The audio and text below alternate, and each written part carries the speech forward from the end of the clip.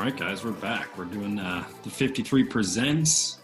We're diving into the divisions once again. We've already knocked out the North. We've knocked out the South. You can go back and look at those on this YouTube page. And now we're getting to some fun ones again with the NFC North, or the NFC East and the AFC East. We're going to start with the AFC East. And these divisions are kind of in flux. I think what we've seen in the North and in the South were, we see them breaking out similarly, but I think there's going to be a lot of disparity as we break down the East here today. But before we get into that, we got Jace back with us. Jace, how we doing? We doing good. Survived the weekend. It's Monday, back in the grind. Hit 100 degrees today in the car, probably 95 for Minnesota. That's crazy. Just happy to be alive, man. Life is good. That's good. Yeah, as you can see here, I'm a little different backdrop today. I'm in Hilton Head, South Carolina. I got to finally get back to do some work. I'm an event producer for a marketing agency, and I get to come down here and do some work on a golf course for 2 weeks. So happy to be down here. That's why you see a little bit of a different backdrop here. But that's what I got going on, man. I know everything's going to start lifting out pretty soon, and we'll get back to life as we know it eventually. But until then, we're going to break it down, AFC, NFC East for you. Before we get into it, we'll go with our patented The Five. What do you got for us, rapid fire, Jace? Let's get right into it. If you could redo your college education, what university would you attend? If I couldn't go to St. Thomas? Well, if you could, I guess that could be an answer if you wanted it to be anyone in the country, anyone in the world. Where would you want to go for your first 4 years of college? Oh, I want to go somewhere that's a lot cheaper than St. Thomas. So I'd probably follow my sister's footsteps and go down to Winona State, maybe. Winona State, why is that? An education that is a lot more affordable. And I don't know. I went and visited there. I had an opportunity to play on that football team. Went and did a visit with the team. Didn't really like the atmosphere, but when you look at the numbers as far as tuition goes, probably be out of my college debt a couple years earlier than St. Thomas. But I don't know. I mean, if it didn't have to do anything with money or anything, like I would go down to like Florida Gulf Coast University or something, Damn, that's specific. Remember Dunk City back in the day, and then they showed like the map of the college, and it looked like freaking Disney World. There's like pools and shit everywhere. It's like, why not? Hell yeah. Yeah, if I could do it again, I'd go be a USC Trojan. But that's a story for another day. If you could be a side character in any movie or TV series, what would it be? Or what would your lines be? A side character in a TV or movie series. So you're not the superhero, you're not the main detective, you're not the killer, but you're like you're their B guy. You're Robin to Batman.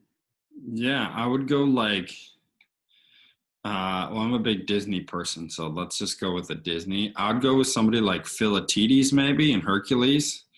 I'd like to be Philatides, just like the comic relief that ends up seeing his dreams come true after he's down on his luck. I think Philatides is really cool. And another one of my favorites is obviously Olaf in the Frozen series. Maybe be Olaf as well. That comic relief character. Did you like him as much in the second one? I'd have to see it again. I think his little song recapping the first one, and then he had like a little song and dance. Like When I'm Older or whatever was kind of cute. So those two guys always stick out to me. So if I could play one of those guys, it'd be cool. Sweet. Let's word it this way. What's an extreme sport you've always wanted to try, if any, and why? Oh, this is great. A lot. Well, try is one thing. Be good at is another thing. I'll take it. If I could be good at like skateboarding, I think skateboarding's so cool. Like street skateboarding, not necessarily vert. So not like Tony Hawk 900 stuff, but street, like grinding rails and doing pools and shit. Yeah. I think it's super cool. So maybe I'd go with that. Yeah. Sweet. I've always wanted to get into racing, and not just the straight line dragsters or just going around in circles, but the Formula Ones or like the off road racing. Yeah, Anything from the Need for Speed movies, that type of stuff. get that drift going. Dude, I know, right? So that's 3. Number 4. What is your death row dinner? Yo, I feel like this is always a great question. Like if I ever had to do like an interview, a break the ice interview question, this is probably a good one to do. Mine I think is the most popular one actually, because I think we talked about it in one of our little break the ice things for work once. But it would just be like a steak and eggs, man. Like, ooh, I really think that'd be it. Like a steak and eggs. How do you do your eggs? I mean, I know the answer, but how do you do your eggs? In this scenario, I'm taking sunny side up eggs, some toast. Yep. That's what I'm going with. Big glass of milk, probably a couple No beers. crispy hash? Oh yeah, hash can be there. I need some type of calories, right? So yeah, hash or like a side of spaghetti, like little spaghetti, meatballs and shit. I don't know, man. There you go. But steak and eggs, yeah, man, so good. There you go. That's you got me wondering, got me thinking right now. So I'll have to get back to the world on that one. And then number 5, before we roll into the NFC AFC East breakdowns, little journey back to the north. Does Dalvin Cook hold out to become the highest paid running back in the league? Yeah, so news broke today about it. I'm sure Schefter was the one who broke it. I'm not exactly positive on it, but he's usually the guy who comes out with this stuff. And it sounds like Dalvin says he thinks he's the best running back in the league and he wants to be paid like it. And he's going to hold out from any activities until he does get paid. Or at least the quote that came out was gets a reasonable offer.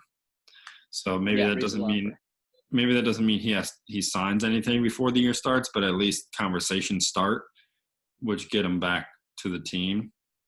Yeah. If you ask me, I don't think it's advantageous to the Vikings to be paying our running back at this time with all the talent we have on defense and the money that we have invested in Kirk Cousins. Mm-hmm. But yeah, I think so. I really do think he makes the offense go. So we're going to provide him with any type of monetary compensation that he wants so that he's happy for this coming season.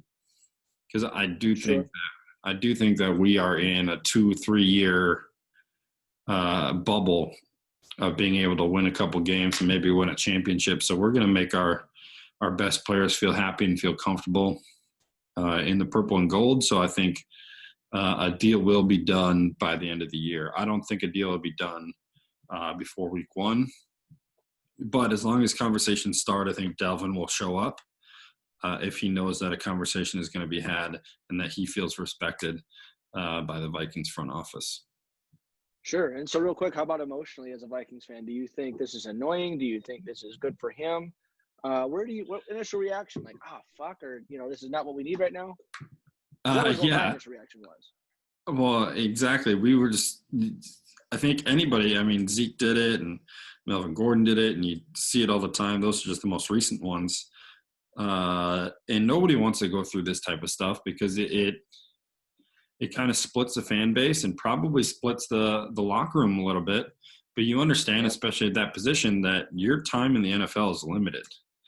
And so you got to understand what he wants as a player, and you got to respect that. And it sometimes comes off as selfish, but I don't necessarily see it that way, especially with Dalvin, who's more of a quiet guy, not too outspoken. So me personally, I want him to get paid because he deserves it. I think he was our MVP last year offensively, and he deserves that money. And if we're not willing to give it to him, then he has all the right in the world to want to go somewhere else to get the money he thinks he deserves. As far as the team goes, obviously it sucks to have to do with this now and not at the end of next season, but he's trying to get ahead of it just like everybody else did. It's proven to work out for other guys. And it's tough that there's nothing else to focus on. Right. I really like our front office, and I think they're going to get a deal done. They like to keep their guys in house. We keep so many guys on our roster that we draft, and I think he'll be no different. I think we're going to lock him up for 4 years or something. Well, cool. No, that's good insight. That's something to really keep an eye on too, especially because that's your team and that's one we're going to be working against all year. So, with that in mind, let's keep it rolling. You want to go AFC, NFC? Let's go AFC. Yeah, Let's we're take going to it to the start with AFC. AFC.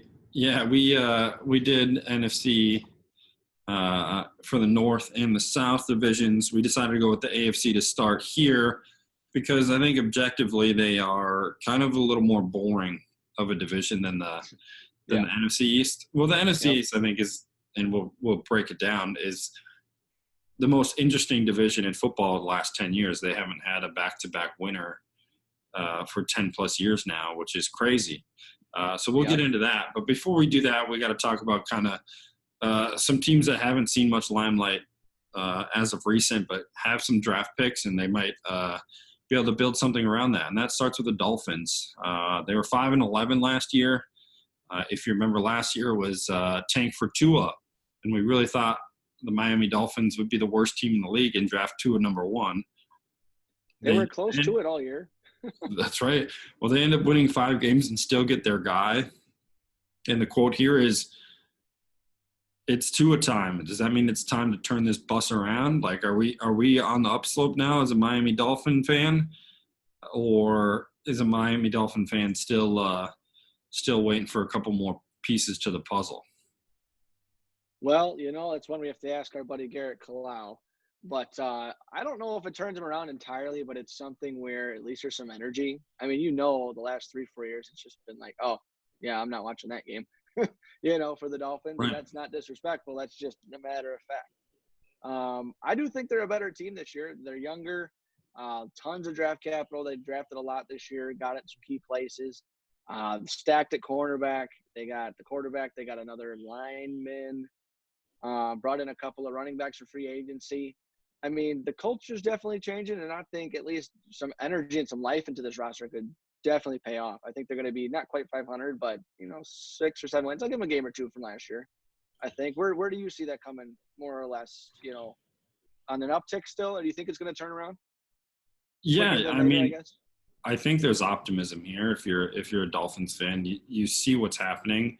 You're technically in a rebuilding stage still. You're not confident in winning the division. You're not confident in making the playoffs, but that's fine. If you can win big games, especially with the Patriots not coming back as the typical Patriots, you can win a couple more games in the division, and you could see an uptick into 7-8 wins, maybe eight's aggressive. 7, I could definitely see that happening. I'm really pumped about what they did in the offseason, like you said, signing Jordan Howard, Byron Jones to come in to play corner. They got Kyle Van Noy from the Patriots. They bring in Eric Flowers, which I don't think is a huge upgrade, but it is a big name to add to that offensive line. And then they draft a tackle, Austin Jackson, 15th overall. They get a corner, USC. 30th overall. And then in the second round, they get, I think, one of the guys that I really liked out of the draft, Raekwon Davis from Alabama. He's a D tackle who can definitely solidify that defensive line. So I think there's something to be said about this team. They have decent weapons with Devontae Parker, of course, who finally broke out onto the scene last year with Fitzmagic throwing in the ball. I like the tight end there, Gesicki. And then they got a couple decent receivers outside of that, Albert Wilson, Preston Williams, and Allen Hurns. They can definitely do some damage. And then they got a 3-4-headed monster in the backfield with Kalen Ballage. They traded for Matt Breida during the draft. Yep. And then Jordan Howard added to that backfield as well. So, I don't know. Completely different style runner. What's that? I said 3 different style runners should definitely be able to help. Sorry, you were chopping out there. Yeah, no, I got some tough Wi-Fi here, but we'll battle through it here as we always do. In the end, what they did last year, they traded away a lot of their big players to get draft capital, and we're going to see if it pays off. Obviously, dumping a guy like Laramie Tunsil for a first, Minkah Fitzpatrick goes to the Steelers for a first, and we'll see what happens. defensively, you can look at them, and there's not much to be desired. If you remember the guy by the name of Taco Charlton, who was drafted by the Dallas Cowboys, ended up being Oh yeah. the leading sacker for the Miami Dolphins last year with just 5 sacks. So obviously Oof. that's a sore spot on the defense, but we'll see. That's about all I got for the Dolphins. Is there anything else that sticks out to you? No, I mean, I think times are changing, like we said. But if you want to follow the Dolphins, you're going to have to follow the Dolphins because I think they've only got one primetime game this year, so not a whole lot of spotlight on these guys. But we'll see. With that too, the Jets aren't far behind in that category. They only got 2 primetime games. They finished last year 7-9, which is just a game shy of 500, and they were missing Darnold for a couple games. Too much making out or something, I guess. But hopefully he comes back rocking, ready to go. Yeah, I like Darnold. I think he's a dude that will continue to progress. Right now, I see him kind of like an Andy Dalton type of character, where first couple of years is a little bit of a struggle. But Dalton ended up making the playoffs 3 years in a row, maybe 4 years in a row with the Bengals. 3, yeah. But yeah, people don't give him credit for that. I see Dalton doing that eventually. I don't know if this year's the year or not. They obviously lose Robbie Anderson. Like we talked about, he went to the Carolina Panthers, but they draft Denzel Mims. I'm pretty pumped about that, a big body guy for Donald to throw up to. And then they bring in one of my guys, Brashard Perriman, who was a dude who didn't pan out for the Ravens. Kind of bounced around. Last year he played with the Bucks and had like 50 catches or something. So he had like a 3 or 4 game span where he's just tearing it up. Yeah, so it's formidable. It's good enough. Your weapon in the backfield with Le'Veon Bell is got to do better this year. Quite frankly, I don't know if it's him or the team, but he only averaged 3.2 yards a carry. We can't have that coming into next year with Le'Veon Bell. But they bring in a couple people in the offseason with George Font for 3 years, $27 million. Previously with the Seattle Seahawks, kind of as a gadget offensive lineman. And then they bring in Connor McGovern, the center for the Denver Broncos last year, who started all 16 games. They bring him in for 3 years, 27 as well. So along with them drafting Mekhi Becton, 11th overall, you're going to see three new names on the offensive line that hopefully get some momentum behind Le'Veon Bell and see if they can play a little bit. Yeah, I thought when you started off talking about him, you were going to talk about Andy Dalton and his red hair being that similar to Darnold. But it'll be fun to see. This is a Jets team where I think they're kind of, they're not exciting to me. They're not going to get me to a TV, but defense is stingy. I think this is the division where it's going to be very much an even slate for just most of the teams. I think I definitely have a favorite, but I mean, a couple of these teams could be 4-win teams. They could be 500. I don't think there's much more potential than that, but could be interesting. Not a whole lot more else to get into there on my end. Well, yeah. Just one last thing with the Jets. Like you said, their defense does get a little stingy. They gave up 16th in points against, which just puts you right at the middle of the field. So if they can get a little bit better in that. Their defense is right where you want a defense to be for how young they are and what they have. But their offense is what ultimately has been slowing them down. They were 31st in points for. That needs to get better, obviously, with Sam Darnold progressing into another season. That could definitely happen. 7-9, I don't think we gave them enough credit last year for what 7-9 actually means. If they could beat the Bills once or twice. Beat the Patriots once, possibly. Who knows? They could surprise some people. Sure. I'm with you there. Think of surprise some people. How about them Buffalo Bills finishing 10-6, getting the wild card, only behind the Patriots last year. Played well in the playoffs. Got some young guys out there. 4 primetime games coming up. What do you think? I think this is definitely the team to watch in the AFC as far as could they actually make some noise now after a good season last year and a decent showing in the playoffs. They were up big against the Texans and ended up losing, but what I have here for a quote for them is this their division to lose now that Tom Brady's gone and half the Patriots defense is gone? Yes, it is. I think they win the worst division in football. Woohoo. Yeah, they make the playoffs. They win the division.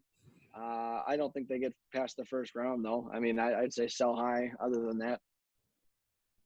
Yeah, I'm fair with that. Obviously, they're 23rd in points for.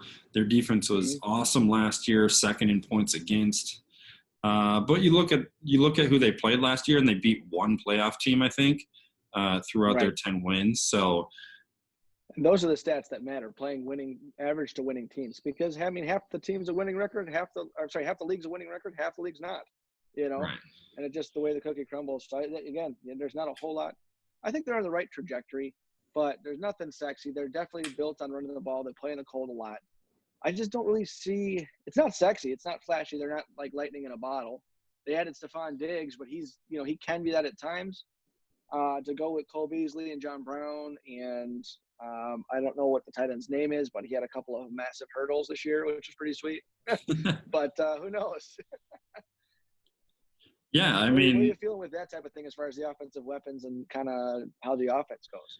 it straight comes down to Allen and his play. His huge knock right now is he's not consistent with deep balls, and his pass percentage and balls over 10 yards, definitely over 20 yards is I think one of the worst in the league, if not the worst in the league. But you bring in a guy like Stephon Diggs who can really track a ball downfield. I think he's going to make Allen look so much better and so much more comfortable with deep ball throws, knowing that you have a bona fide player who can catch those 40-yarders. So I'm excited to see what Stephon Diggs can do with him at quarterback. And I really like him as a playmaker. He rushed 9 touchdowns last year. That's pretty impressive. I think there's 3 quarterbacks who had over 100 rushing attempts, and he was one of them. And oh wow, that just shows that he can pick up that third down with his legs, which is really cool. But what he needs to work on is he needs to throw more touchdowns. I mean, he threw 20 touchdowns last year to 9 interceptions, which is just downright average. And if he can progress, I don't think he's a 30 touchdown guy this year, but if he's a 24 to 27 touchdown guy, defense plays the way they played last year, I can definitely see this Bills team getting 11 wins.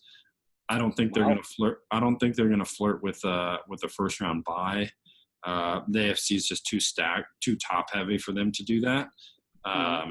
But I think you can be comfortable as a Bills fan going into this next season, knowing that the Patriots aren't going to be what they typically are, and that you can be comfortable knowing that your offense is back and you've added another weapon. So, yeah, I think that's a good takeaway. One last thing I can't remember which of our buddies we were talking to, but they were throwing a little bit of shade at Diggs because, oh, well, he was playing in the Dome, and now he's playing in Buffalo, inside, outside, one of the harshest conditions. But people forget, he went to Maryland, right?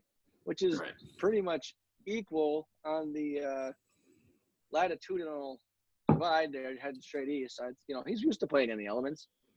So I don't think he'll be as effective as people think, playing into your narrative there that he will be a factor for Josh Allen there.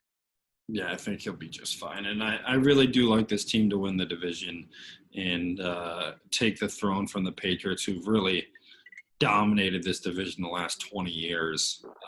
Sure. Which we'll get right into it right now is the Patriots, after another amazing season with Tom Brady at the helm, end up going all the way to the AFC Championship. But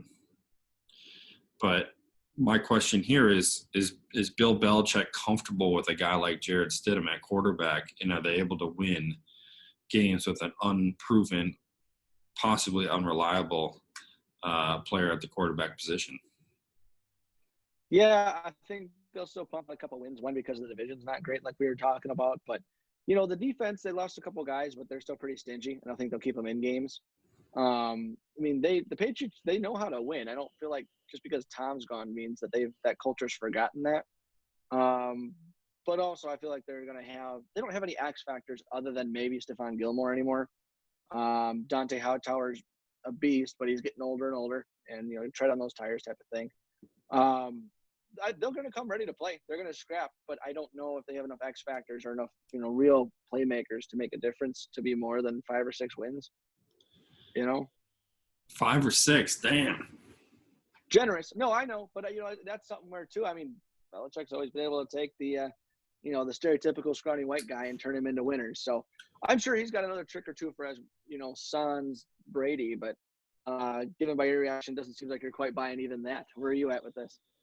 I think just because of the prowess of Bill Belichick and what he's done to develop a organization and a program, they're going to be just fine. They're not going to win 13 games. I could see them winning 9-10 games and making the playoffs, especially with 7 teams going into the playoffs now. And what it is just playing Patriots football, the Patriots way. And that's how it's going to be. This is going to be the most boring team to watch. I mean, they were the most boring team to watch for the last couple of years, if you ask me. Like, when Gronk's not on the field, they're pretty boring to watch. It's slow and methodical and play good defense, and that's how they've done it. Their weapons are by far the worst in the league, if you ask me. Julian Edelman had 100 catches last year. James White had 72. The next person on the roster had 29 catches. Like, there's nothing. Who was that? There. Dorsett? I couldn't tell you. Probably Dorsett, maybe. I don't know. Right. I don't have that written down. Wasn't Antonio Brown?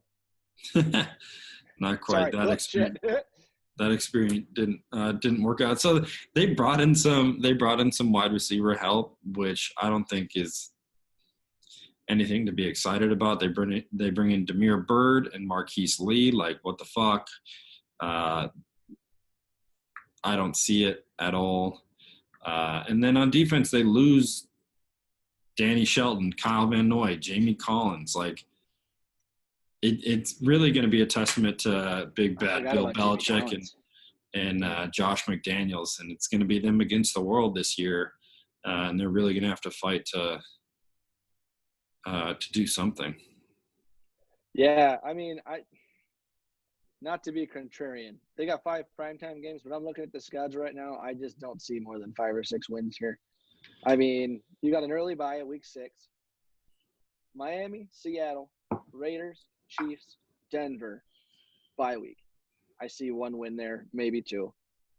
And then after the bye, you got Niners right out of the bye. Brutal. Not good. Then the Bills, Jets, Ravens, Texans, Cardinals, maybe not Cardinals. The Chargers, maybe not. Rams, Dolphins again, so maybe not. Buffalo, and the Jets. I mean, with 11 wins, they have to win out their division. They have to go perfect in the division. And I just don't see that happening either. Right. That's going to be tough. And not to blow you out the water there, I'm just thinking it's like, oh man, they're going to have to click in a way.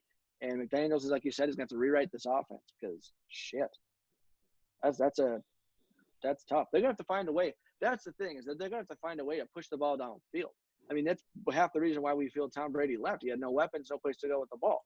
Now you got an inferior version of that product with no one to stretch the field. I mean, Josh Gordon's out. No AB, no tight end. You got 2 rookie flex tight ends coming in. And your best pass catcher is a slow, shifty white guy and a running back. Where is this ball going to go? Yeah, it's going to be tough to watch. And those primetime games, you'd always look forward to watching Tom Brady on a Sunday night or a Monday night. And quite honestly, now I don't know if I'm going to be tuning in because what is there to watch? I don't know. I guess you watch the first one and see what they look like and go from there. But I'm not super excited about the Patriots' odds this year. In the end, my AFC East prediction is the Patriots lose the division outright to the Bills, and the Bills now start on a 2-season streak of making the playoffs and have potential of being dangerous once they get in the playoffs with the weapons that they have. So that's kind of how I match it up. And that division is I don't know. It's weird because they won 34 games as a division last year, which when we talk about the NFC East, who won 24 games as a division, Yep. But that's not exciting. Like, and this is us talking as NFC people. We just don't get to watch them as much. They're not on TV as much. So for us, they're going to really have to do something to get us excited. And I don't see it happening this year. Obviously, there's speculation that the Patriots might tank for Trevor Lawrence. That's a possibility. Very much so. We'll see. But I think if they can pump out 8 or 9 wins, then Belichick has still got it. You think so? Absolutely. If not, then there's a lot more. I think that needle goes more the Tom Brady way. But I think if Tom Brady has a great year in Tampa, and somehow Belichick gets to 500 or more, I think that's still a pretty even needle. Okay. Because obviously you can't expect 12, 13 wins out of this roster. You just couldn't. And I think if the Bucs are the second or third seed, yeah, I mean that's screaming Brady because it's sexy and it's what we all said. But 500 out of this team would be that'd be saying something. So that's all I got to say on that one before we move on. So seems like you agree, huh? Yeah, I think so. To a point. Yeah, I really do. And it's just another thing. Like, I would love to see the small teams in that division do well and progress and make it a competitive division this year, which is a possibility. It could be with the Jets and with the Dolphins being exciting teams for their futures, at least with the quarterbacks that they have and bringing in weapons. But we'll move on to the NFC East, and we're going to talk about another team that has been a huge question mark for the last couple of years, objectively known as a pretty terribly run organization in the Washington Redskins. They went 13-3, or they went 3-13 last year. No. They bring in Ron Rivera to take over. Obviously, coach of the Carolina Panthers for many years, led them to a Super Bowl, eventually lost in that Super Bowl. They have Scott Turner, the son of Norv Turner, as the offensive coordinator. And then Jack Del Rio, who hasn't been a coach in the league since 2017, is coming to be the defensive coordinator. So they're bringing in fresh coaches and pretty bona fide coaches, if you ask me. And the quote here is, I think a rebuild around Chase Young seems prevalent. Do they have confidence in Haskins, or are they going to be fighting for Lawrence? Interesting. Rome wasn't built in a day was kind of my quote. But, Rivera's going to get him on the right track for sure. I don't think we'll see it this year. But I think we'll see some promise. I think we'll see some upside. And they've got some things to get guys to the TV. You've got Chase Young and Montez Sweat. They're both freaking prototype edge rushers. Could be interesting against, a lot of questions and unknowns. So, yeah, man, this is one right. They got no primetime game. The league does not want to watch this team. I see them spitting out 6 wins. I'm not really going to trash them. I think there's some potential. There's a lot I don't know about the team yet, but I put a lot of faith in Coach Rivera. How about you?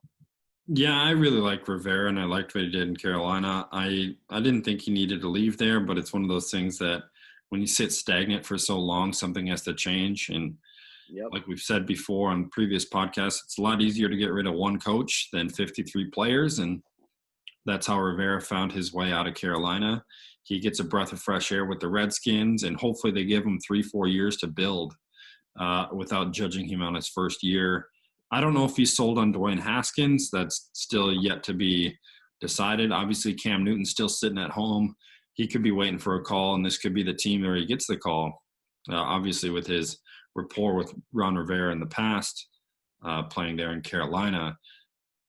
But it really comes down to their offense. I think Adrian Peterson, and if Darius Geis is healthy, they can run the ball just fine. Adrian averaged 4.3 yards a carry last year. Geis on limited attempts averaged 5.8 yards a carry in only 5 games.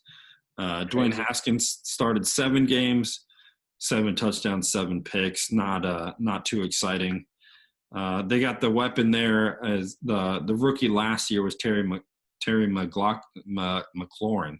Terry McLaurin out McLaurin. of Ohio State. I'm excited to see what he can do in his second year. He had some great highlights last year. I think he can be a stud for them if they can just get him the ball as much as possible. And then they traded away Trent Williams to the 49ers, which is a great pickup for the Niners. Didn't really give the Redskins anything. It was really just get rid of him because he wasn't going to play for them anyway. So I do kind of chalk this year up for the Redskins as a rebuilding year. Bringing in Chase Young is somebody who can definitely change a franchise and build around that and be happy. And I think it's win-win's tough. But I think it's I don't know how to say it. It's a lost season. How do you say that? But Dwayne Haskins, like, Ron Rivera knows that his job is not dependent on a quarterback that he didn't draft. So I think he can be a lot more aggressive with this quarterback, knowing that if he's not the guy, he can find his guy next year. And so that might be fun to watch and see how aggressive he can be offensively, knowing that they're going to have to score more points. They were dead last in the NFL in points scored. So something's got to change on offense, and they brought in the right guys to do it. I'm excited to see Scott Turner to finally let loose and be maybe he might be one of these new offensive masterminds learning under his dad for so many years. So we'll see. One of the things with that, it's an interesting point, is that, obviously you bring in a new coach to change the culture. And changing the culture is one thing, but bringing in new coaches and new schemes and new styles and new systems, those types of things, new playbook, a completely different language. The teams that find success, I feel, are the ones that get the most out of the players by doing what the players do best, as opposed to you're going to run it my way. And I think Rivera did a good job of fostering that for Cam, because watching the quarterback run all the time, and not even just this read option era, but just really downhill power option. Smash mouth running with a quarterback. Obviously, he's a freak, a prototype for that style. But, you got a number 1 overall pick. You're not going to run him. You're not going to put him in harm's way. But, Coach Rivera fostered, his offensive coaches to allow them to use Cam the way he's supposed to be used. So I'm hoping, that's what they're able to do on both sides of the ball. Especially the younger guys, playing simple, playing fast. Don't be thinking, and let them do what they do best. So I think that's what he does well. And it really, if that's why they get a jump, past, 3-4 wins this year, up to that 5, 6, 7, I think that's going to be something that we see in underlying tones of. Yeah, I'd be happy with them there. I wish I had the Vegas odds on them right now. If Vegas odds had them at 5, I might be tempted to play with the over. I really might be. Just because the things that you said, I think there's things that you can hold your hat on and be comfortable knowing that just bringing in Ron Rivera and having the team that you currently have could get you 2-3 more wins, especially in this division. But we'll move on to the Giants. They got Daniel Jones there. He's coming into his second year. I think outside looking in, he didn't get much love nationally. But you look at his numbers, and I thought he had a great rookie season. And I'm excited for him to hopefully progress in year 2 and make that Giants team a little more competitive. And how do you feel about Daniel Jones? Do you think he's got that leap coming into year 2? I think it'll be a big step. I don't think it'll be a leap. They got a lot of road in front of them there. They got a new position coach, new head coach, new Pat's position head coach, who was a position coach, not a coordinator. Tough market to be in, because we know that hasn't typically worked out in the league. But obviously they felt something good about him, and the GM over there doesn't really give a shit what you think. So, I think there's something to be said about that too. There's definitely weapons. You got Golden Tate, you got Saquon, Sterling Shepard I like, but he can never stay healthy. There's a lot of potential, and some of these defenses in this division are not great. I know we just talked a bit about the Skins having the potential to be really fun to watch on defense. Eagles D lost some guys, Cowboys, so I think you could see it just by the nature of the beast that he's going to win some games for him. I don't know how the stats will look, but I think he's a gamer. He can move a little bit more than people think. He can throw the ball a little bit further more than people think. So I'd watch him. I'd get Yeah. the TV to watch him. Yeah, I think he's definitely being slept on because when you look at his numbers, and granted, I didn't really watch much of his game film last year. It's kind of hard to watch a 4-12 team Yep. sometimes, but Daniel Jones started 12 games, had 24 touchdowns to 12 interceptions, and completed 62% of his passes. I think if you go into that and bring it into a 16-game season, you're looking at a pretty good year. You knock down those interceptions a little bit, get up into 27 touchdowns. Saquon stays healthy for a full 16, and now you got a good offense. Another guy in their offense that we both love is Evan Ingram, who seems to be who seems to be the new Jordan Reed. Every time he's on the field, he goes for 100 and a touchdown, but he only plays 6 to 8 games a year. And in the 8 games that he played, he had 44 catches and 3 touchdowns. I mean, that's pretty damn good. I mean, pretty damn good. That's 88 balls and 6 touchdowns. If you yeah. So you know, I really like the Giants' offense. They drafted a tackle, and in the second round, they get the safety out of Alabama, Xavier McKinney, who I really liked. So we'll see. They ended up trading for Leonard Williams from the Jets during the season last year, and now they franchise tendered him. Yeah, it doesn't show up in the stat sheet too often, but I think he's a solid player on that defense. He's a bully. He's a pocket pusher. He's all that. Yeah, there's definitely a reason why he gets franchised, and I like it for this defense. And we'll see. I think the O-line is good enough. Saquon is a guy who can make plays. I'd really like to see Daniel Jones step up. I think he's definitely a fantasy get. I might be the only person to think that, but it's a possibility to see him. If he threw for 30 touchdowns this year, wouldn't surprise me. That might surprise somebody else, but you could definitely make the argument. I'm with you there. Would you see this team similar to the Redskins play 3 or 4 more games better than they did last year then? You know, yeah, no, not that many. No. I think I got them at 5 to 6, which would put them, if they get the 6 wins, that's 2 games better. I think this division is going to be very, the top end has been very hit or miss. Like you said, alternating every year for the last decade. I think we're going to see a lot more of that in a black and blue style than a pathetic style, looking at, the AFC counterpart. I think it's going to be tough to win games here. I think they're going to be fought well. Obviously, a lot of weather games here, being Philly, being DC, being the Meadowlands. That's a different kind of football. So, I don't know. Where are you coming in? You seem to have a little bit more optimism with the quarterback, which leads me to think maybe you've got him close for 500. I like Daniel Jones. I do. I don't get the Joe Judge sign. I think the NFL is going to eventually realize that just because you come from a coaching tree doesn't mean that it just rubs off on you. So we're going to really have to see what this guy can do. I am kind of excited to see what Jason Garrett can do as the offensive coordinator there, though. He was the head coach for how many years for the Dallas Cowboys, and now he's going to be the offensive coordinator in the same division. Too many years. That's the answer. Yeah, too many years. So that might be kind of exciting. I'm happy to see him and see what he can do with Saquon Barkley and Daniel Jones. Their offense is going to be just fine. Their defense was terrible, 30th in points against. I think that's going to be bad again, especially going against the Cowboys and Eagles, who are going to score a lot of points this year, I feel. So we'll see. I definitely think they're going to play a little bit better. I see 7 wins out of this Giants team. Well, talking about that defense, keep an eye out for my boy Julian Love. Played at my high school, played with my little brother, defensive back. I don't know if he's playing safety or corner. I think he's going to play corner more this year, but keep an eye out for 2-4. I'm not sure if his number changed or not with all the trades and all that, but he's a guy who plays the game right, so easy to root for. I like to hear that. We'll keep an eye out for him. That's a 53 stamp of approval right there. Logo goes right there.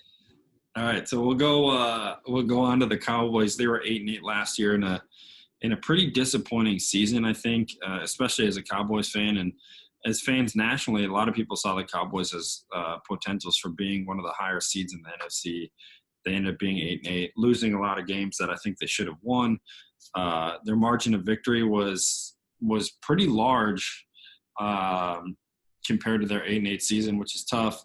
This year they go into the strength of schedule that's third easiest in the NFL. So I'm really excited to see if Dak and company can really make progress against the inferior opponent's schedule. And my quote here is Dak Prescott for MVP. Prove me wrong. Okay. I'll see you and do you one better. Luke, it's now your turn to react to the quote. I have a quote for this one, and I'm not going to say anything else other than maybe you're crazy. My quote to you, 3 words. Don't pay Dak. Go. No way. No way. When Not when the Dak 40. when Dak came out and rejected the amazing deal he was going to get because he wanted like $45 million in his 4th year, it all made sense because it all aligned with the new CBA and whatnot. I think you got to pay this guy. Look at his numbers last year. He almost threw for 5,000 yards, 30 touchdowns, 11 interceptions. I mean, that's averaging 322 yards a game and almost 3 touchdowns. Like, I like the guy. I like him so much. They're the 2nd best passing offense in the NFL, the 5th best rushing offense in the NFL. They were 6th in points for and 11th in points against. Like, how is this team not better than 8-8 is beyond me. And I think they're going to be slept on. This is definitely my team in the NFC to win more games, and I think they're winning this division. Well, the easy answer is they got no clutch gene, man. They got none of that. I'm not a big fan of paying running backs big money. They did that. Then they go and pay a wide receiver, which I like Amari, so I'm okay with that. But then to tie it all up on Dak like that and to be such a huge cap hit, I think it's boom or bust, and then they're going to be feeling that if they do it and they don't win a Super Bowl, they're going to be feeling that for quite some time. Those 3 contracts. Y'all's your recency bias is tough. You don't remember when Dak beat the Seattle Seahawks? What was that? Just 2-3 years ago in the playoffs, where he drove down, had to score to win the game. And he scored with like 19 seconds left. Had that big third down conversion when he ran. Bias. I'm talking business, man. This is all in on a. This is all in on a couple of guys that I don't think have it. Why were they 8-8? Because they got no clutch. These aren't the guys that you get. These aren't the guys that you pay, man. They haven't been able to do it. They're not going to be able to do it, and it's going to hurt the team for a while, man. That's where I'm at.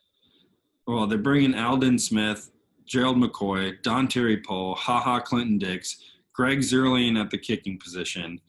Obviously, win now. They're the Rams. They're the Rams from. They're the Rams. It was. The Rams made it to the Super Bowl. But now the Rams are only going like this, going down. They paid way too much to a quarterback. They couldn't afford the running back who kind of got dinged up, and he's out. Or the running back, he's out. And they're done. I mean, the Rams proved. I agree. I think it's a great comparison. The Rams proved that you could pay the veterans and get wins out of it, and they ended up making it to the Super Bowl. And I don't know what the fuck happened in that Super Bowl. I was there for that. No chance in that game. They had no chance in that game. Didn't make any sense to me. But this team with Mike McCarthy there, Kellen Moore's the offensive coordinator, which is kind of funny. I haven't really heard much of that guy in ages. But he was the one that orchestrated the passing offense last year, right? I think so, yeah. Yeah. And they kept him there. And I don't know, their defense is good, man. They're second best on third down conversions against, only letting up 33.3%. Conversions against, and they're 5th in scoring margin. Like I mentioned earlier, I got the number now here. They're plus 7.1 in scoring margin. So that means what that means to me is that the games that they lost, they lose within a score, and the games that they're winning handily. And I really like this team going into next year. And the fight between the Cowboys and the Eagles is going to be great. It's been a rivalry forever. It's always the fun Sunday night matchup when they play. It's always that primetime game dating back to the Donovan McNabb years. Like, it's always been a crazy fight. And when the Giants were good too, they're right up in there. I think this division goes down to week 16, week 17 with the Cowboys and Eagles here. And we'll break down the Eagles, who went 9-7 after winning, I think, their last 4 games of the year to make the playoffs, one being the Cowboys in week 16. 9-7 is insane, especially given their offensive weapons near the end of the season, basically just bringing up practice squad players to catch balls from Carson Wentz. And my quote here is Carson Wentz underrated? Do people forget how good this dude really is? They do. No question about it. Yeah, he gets banged up, but when he's out there, it's a different team. It's a different offense entirely. I mean, obviously he's got 2 pretty good tight ends. He's got Ertz, who's a stud. He's got Goddard, who's on the way up. Really good offensive line. He's got 4 or 5 running backs that can do fun things. But the receiving core has been really sporadic, and they've been able to get production out of him while Carson Wentz is there. I mean, you've got, Nelson Aguilar, who couldn't catch Corona. You got Jeffrey, who catches everything in his radius, but he can't stay on the field. Deshaun Jackson was there a couple times, I think, and I don't know what he's doing these days. And last year they had 3 guys that you've never even heard of. This guy Ward, Arthega Whiteside, and I'm sure there was a 3rd guy, whoever his name was, type of feeling. And he's able to get more out of those guys, whether it's scheming, whether it's his talent, his know-how, his anticipation, knowing where to go with the ball. For being a young kid, and he has all the physical tools, he's doing it. He's proven he can do it. I mean, it's totally slept on. Yeah, here's the stat to just put last year in perspective for Carson Wentz. It's his top 3 players in receptions last year were by position, a tight end, then a running back, which means they need more production out of the wide receiver position. That's obvious. Yep. And he set a record last year, which some of these records are kind of goofy and whatever. It's not going to go down. Who cares? Not going to go down on his tombstone. But this is kind of crazy. He's the first quarterback in NFL history to have a 4,000-yard season without having a single receiver eclipse 500 yards. Now, that's pretty significant. Even if you have 5, 6, 7 receivers at 500 yards, I mean, that's not 7. That's ridiculous. You have 3 or 4.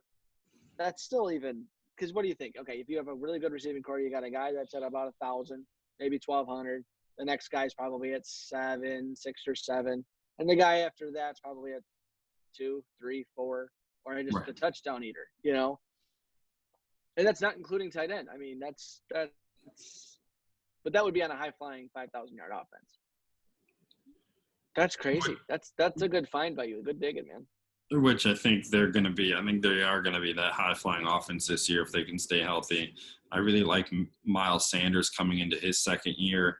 He proved that he can definitely take the workload. He's a guy that I'm definitely looking to draft this coming season.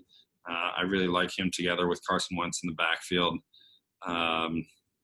And they're going to be all right. You look at their playoff last year, I thought they had a chance to beat the Seahawks. Obviously, Carson Wentz gets hurt, I think, in the first or second quarter, and then the game was basically over. They ended up losing the game 17-9.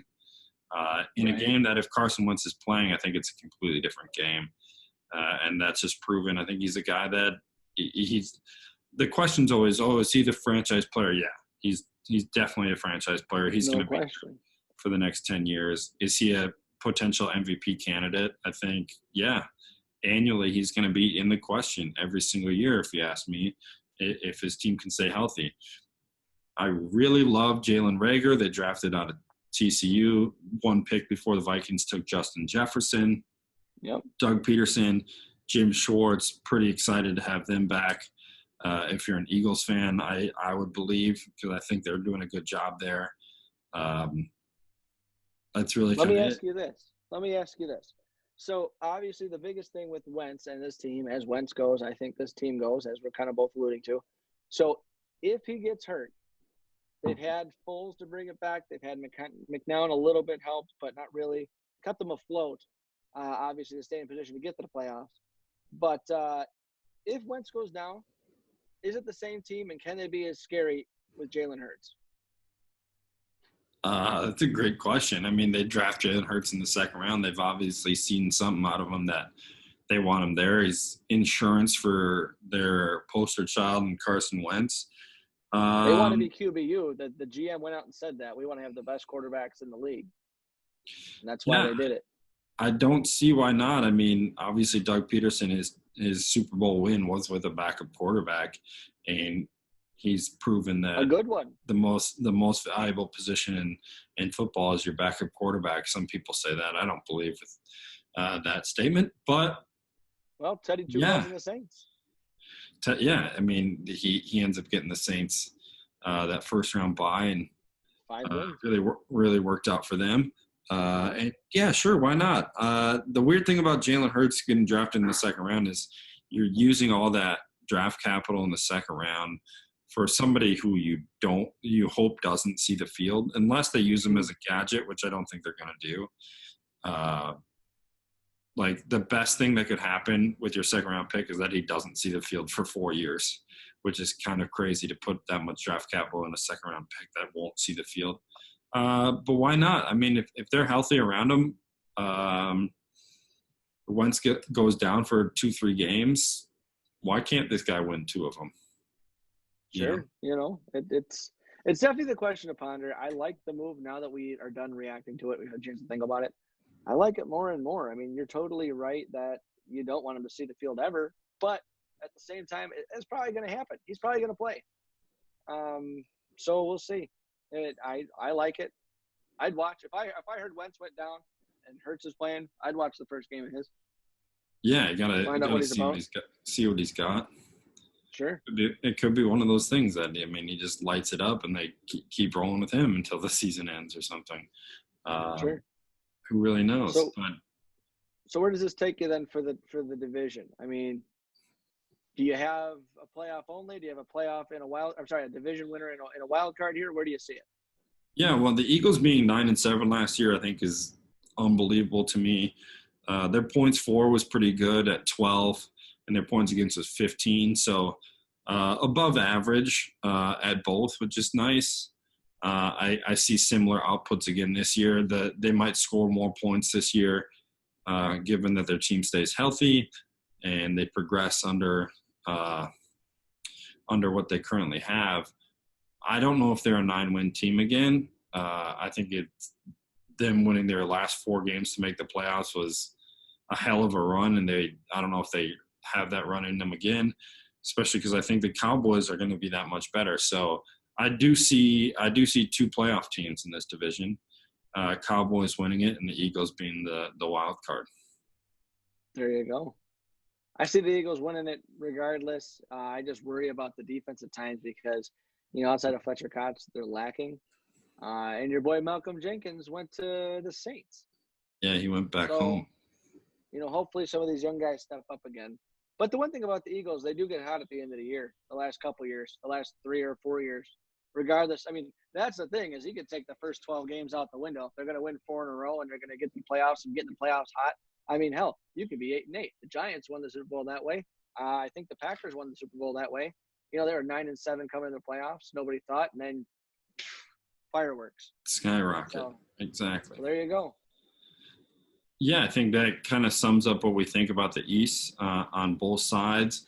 A lot to be excited about, definitely on the NFC side. AFC, it's just the division that nobody really cares to watch unless you're a fan of one of those teams, to be quite honest.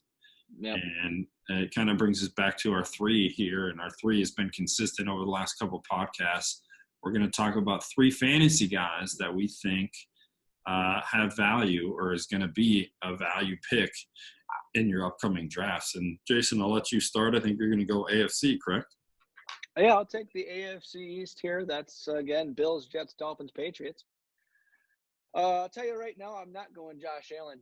The odds were for Josh Allen or Kyler Murray to be the MVP odds. Obviously, that means they're going to win the MVP, but betting odds. So we're not even going there. I don't think he's going to be that kind of guy. So with my first one last week, I went 3 wide receivers. This week, I promise I won't do that. But I will start with one. I will take Devontae Parker, wide receiver, Miami Dolphins. He's got all the tools to be great. I think with a little more energy in that offense, I'm going to give him the ball. A little more balanced attack, being able to run the ball a little bit. I think, and if he stays healthy, he makes a place. I think he was in his own head the last couple of years too. So Devontae Parker is a guy I'll be looking for on the cheap.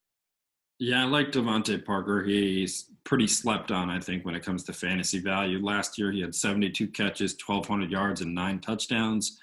I Hmm. think he's quarterback proof coming into next year because it's either Fitzmagic, who's willing to throw the ball at any given time, or you bring in the young guy in Tua, and he's going to be a guy who wants to get his number one receiver targets and be on a good rapport. So I think it's a win-win for Devontae Parker owners. If you're looking to draft him, I think you're going to be happy where he is with value for sure. Sure. And I'll go with my first NFC East guy. Um, I touched on a little bit, but this rookie wide receiver from TCU, very much built like Percy Harvin, if you ask me, and that's Jalen Reagor. Uh, Interesting. Carson Wentz and him, I think, are just going to be in sync. I really do. I'm scared of drafting rookie wide receivers because it's really boom or bust. You don't know if they're going to fit, how it's going to work out, if they need a couple years to progress, get used to the speed of the offense. But I think Rager's ready to play. He can be a downfield threat, and he can also be a guy in the screen game. So I look to him catching 5 balls a game and being a consistent player, and definitely somebody who you can get for value late in your Sure. drafts, like late in your drafts. So That's a fun one. I like it. Definitely going to be a stash guy for me on that kind of a radar. So my number two, I guess, my number two is a running back from the Jets. Tried and true, Le'Veon Bell. His play style works. He didn't have a quarterback last year. He didn't have a line last year. He had no other threats. So you had 8-9 in the box at all times. I think even if teams play him that way, I think with a better decision maker being Darnold there all year will help his value immediately. And then everybody else on paper, a couple upgrades at offensive line, like you mentioned so well. You got a couple of speed guys on the outside now added. So Le'Veon Bell, I'm not saying he's back to his triple B Pittsburgh time, but he could be your RB2, maybe your RB3, if he's able to drop that late. yeah, I think he's a guy who gets really overlooked in this coming draft because there are so many big name running backs. But he's Yeah. going to fall in the 30s and 40s, maybe late 20s as far as the running back position goes. And he's going to play well to that value. I like that pick as well. Cool. Where did you go, number two? My guy is another Eagle, actually. It's an Eagle tight end, and I'm not talking Zach Ertz because that guy's going to get drafted high. I'm talking Dallas Goedert. He had 50-some catches last year on limited snaps. I think he only played like 9 games and had 50 catches. So I really look to him to progress in that offense as well. Carson Wentz is going to throw for 5,000 yards this season. I really feel that if he's able to stay healthy. And Dallas Goedert's a dude who's going to get 60, 70 balls and score 8 or 9 touchdowns. I really like him as a dude that you can get probably 12th to 15th tight end on your board, so you don't have to pay anything for him, and you could be confident playing him week in and week out, even though he's the second tight end on that team. But it just proves that the Eagles like to run that. They've had 2 tight ends on the field a ton, and I think Dallas Goedert is going to be a great value pick if you're not looking to spend money at tight end. Yeah, I agree. I mean, the 3-4 balls, 50, 60 yards. I mean, that's 10 points. That's in a PPR. That's pretty great. And he might steal a touchdown every other week. So look forward to it. My number 3 is a guy I had last year on my roster. He's a rookie running back last year. He's a sophomore running back this year. And then I dropped him out of need only. He was the guy that I had to get rid of. Running back Devin Singletary out of Buffalo. He's not really a speed guy, but he really has good vision. Can run the ball in between the tackles, can bounce outside on zones, can run downhill power, catch the ball in the screen game. He's not a big guy. He's kind of got that Frank Gore stature. No, he's not stocky, but he's got great balance, and that's kind of something that not is he going to run through guys or anything like that or jitter away for a big scamper, but he's always going to get you an extra couple yards just for staying on his feet and driving his feet, or not getting the little the shoelace tackles, those types of things. Mm-hmm. It's interesting, especially for a young guy. I think it's only going to go up with an offensive line that was so bad last year, finding its way this year again too. So how do you like that pick? I do like Devin Singletary as well, and he reminds me a lot of what I want to talk about another Eagle, but I'm not going to do it in Miles Sanders because I think he's going to be a great second-year running back as well. But I'm not going to bring He's not another going to be a Eagle value again. pick. You're going to have to pay for that, dude. He's not a value pick, so I can't talk about him because I think he's going to be a top 10 running back. Uh, Come late drafts, he's going to skyrocket on these boards because people are going to look at the production that he had in limited snaps, and with an offense that didn't really progress around him last season. So he's gonna fly up the boards. But I'm gonna go with a value pick that I think that you're not going to be super happy about. But my third value pick is Dak fucking Prescott. Yep, I said value. He's a value pick, and I'll tell you why. Because he's automatically not a top 5 pick at quarterback just because people like the big names and people are worried about the money that's going on in Dallas. He's going to drop to like the 8th quarterback on the list. He was the 2nd quarterback in fantasy points last year, and he's going to do it again this year. In money leagues, I really think he's going to fall down the list. Once people pick up their first 6 quarterbacks and get guys like Mahomes, get guys like Lamar, people are going to go high on Kyler Murray, high on Josh Allen, and he's just going to fall right underneath these guys and be the value pick because he's going to be a top scoring fantasy quarterback once again. And Dak fucking Prescott is my value pick at quarterback. All right, fine. Hey, you can have him. That's fine. Well, that was our 3 and 3, but I got a question for you quick. Was there anybody in the East that stuck out to you that I didn't mention? Yeah, there is. And I don't think this is fair, but well, there's one guy. James White has always been my value pick. I'd take him almost every year just because if you're down on your luck, a couple guys get hurt. James White's always there, and he's going to catch some balls for you. He's going to do the same thing. He caught 72 balls last year. I think 72 last year. So James White's a dude that you can get as your like 5th running back and just plug and play him any week and hope he goes off. But my guy in the AFC East value pick is Cam Newton. I'm still holding out hope that the Patriots take Cam Newton, and I'm gonna draft him as my last pick for $1, and everyone's gonna laugh at me, but I'm all right with that. He's gonna ride my team all year until he gets picked up, and I think the Patriots are gonna pick him up. So hey man, you do pick. You. $1. He's gonna start my championship week for me. I'm so pumped about it to rub it in everybody's face that Cam Newton can still play football. That's right. You gotta have it. Yeah, there's 2 guys in the NFC East I was looking at too. Golden Tate, I think, has still got it. Not sexy, but can be a guy that's gonna outperform his, $5-6 he goes for. But the one to look out for, don't forget that with the Cowboys, you have Mike McCarthy's offense, and what it was with the Packers, it was a lot of quick passes. It was a lot of one-on-one, so beat your man. The easiest place to beat your man and gain yards is in the slot. So I'm looking for Michael Gallup to have another jump this year, production-wise. I think he is, of all the guys that I mentioned, I think even in the AFC East, I think he tops any of those guys as far as true value. He's gonna give you some consistent points. I see a lot of consistent points there because really he is the number 2 receiver. I think they give the rookie a chance to shine, but I don't think the rookie receiver is gonna be all the 5 catches, 50 yards, and a touchdown every game.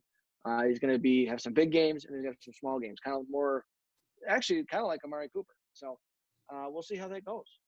Yeah, I like Michael Gallup. I think it's a great call, especially in the offense that's just going to move the ball like crazy this year. Gallup's going to fit in on your fantasy roster as a number 2 receiver and give you number 1 production every once in a while. So I like Gallup. I mean, I can't take every single Dallas Cowboy, so I got to pick and choose. But no. It was the Eagles. You can't take every single Eagle, but you'll take some Cowboys, it seems like. So Eagles just have value because they're sleeping on the Eagles. Everyone's sleeping on the Eagles fantasy-wise. The fact that your Vikings have beaten the Saints has somehow helped you get over your hate of the Eagles? Is that what I'm feeling now, or what's the deal? Yeah, I never hated the Eagles. I don't know. No, 38-0 kind of ramrod there. Tough to get over. I'm going all in on the Cowboys in that division. I've hated the Cowboys for years. I finally like them. I really like Dak. I really hope the money works out. It's going to be, I think, a really tight division to watch. We haven't broken down the West yet. I think the West is going to be the most exciting. NFC West is going to be the most exciting division to watch And the week in AFC. and week. Yeah, and the AFC is going to be cool too. That's for Week in last. and week out. But we're going to break that down next week for you guys. That's about it for us right now. That's the AFC, NFC East divisional breakdowns. More to come next week with our last divisional round. And then we're going to break down some fantasy stuff after that and probably start doing some fantasy for the next couple weeks after. So thanks for watching. We're excited that you guys are still here. And this has been the 53 Presents. Tosh, any last remarks? I'm not going to say I need that football. I'm just going to quote the great Jackie Moon. Everybody love everybody. And with that, we're out of here, guys. Peace.